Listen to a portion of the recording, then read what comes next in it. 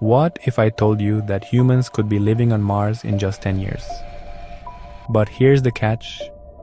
It's not as simple as packing a suitcase. Today, we're uncovering the shocking truths, groundbreaking tech, and deadly challenges behind Mars colonization. Let's go. Welcome to Brainy Box, where we explore the future of humanity. I'm your host, and today we're diving into one of the most ambitious projects in history: colonizing Mars. By the end of this video, you'll know if we're truly ready to call the red planet home. First, why Mars? Unlike Venus's hellish heat or the moon's lack of resources, Mars has water ice, a 24.5-hour day, and a thin atmosphere. Scientists believe it's the best candidate for colonization. But here's the problem. Mars' atmosphere is 96% carbon dioxide, and temperatures average minus 80 degrees Fahrenheit. Surviving here will require technology straight out of science fiction. Did you know Mars has enough water ice at its poles to cover the entire planet in an ocean 35 feet deep? That's a game changer for future settlers.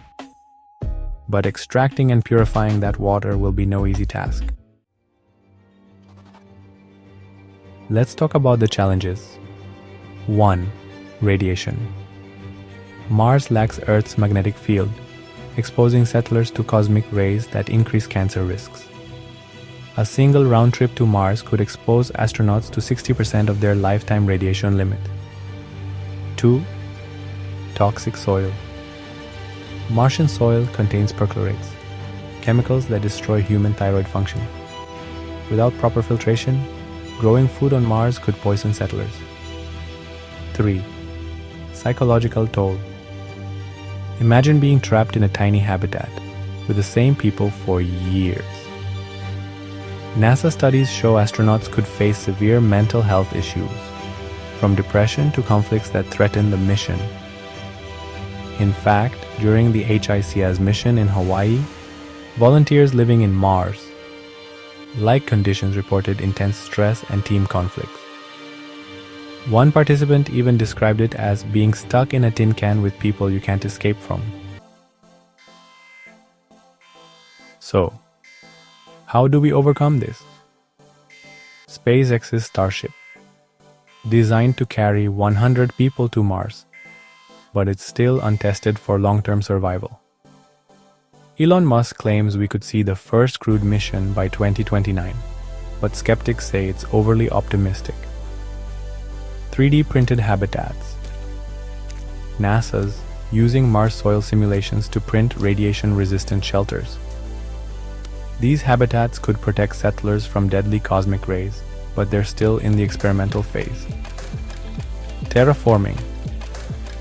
Scientists are debating if we can melt Mars's ice caps to create an atmosphere, but this could take centuries, or even millennia. And even then, there's no guarantee it would work. One thing's for sure: if we're going to survive on Mars, we'll need to bring Earth with us.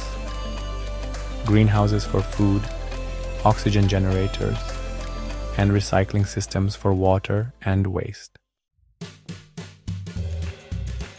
Right now, volunteers are living in Mars-like habitats on Earth. Take the HIC's mission in Hawaii. 6 people spent 8 months in isolation, eating freeze-dried food and communicating with a 20-minute delay. The result? Team conflicts spiked, but they also proved teamwork is possible.